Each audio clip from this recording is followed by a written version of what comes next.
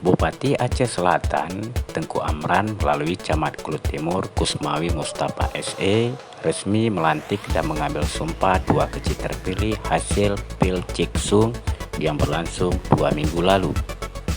Prosesi pengambilan sumpah jabatan dua kecil tersebut berlangsung di Aula Kantor Camat Kulut Timur Kamis 7 April 2022.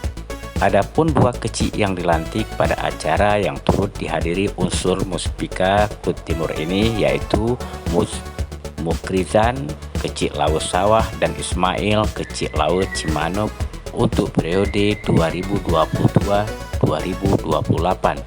Camat Kulut Timur Kusmawi Mustafa dalam arahannya mengharapkan agar kecil yang dilantik untuk saling menghargai dalam menjalankan roda pemerintahan.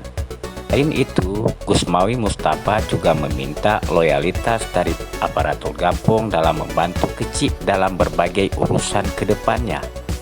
Pada kesempatan itu, Kusmawi juga berpesan kepada kecil yang dilantik agar dalam menentukan kebijakan ke depannya selalu mempertimbangkan kemaslahatan masyarakat dan mampu merangkul calon yang kalah pada pemilihan 2022 Maret 2022 yang lalu.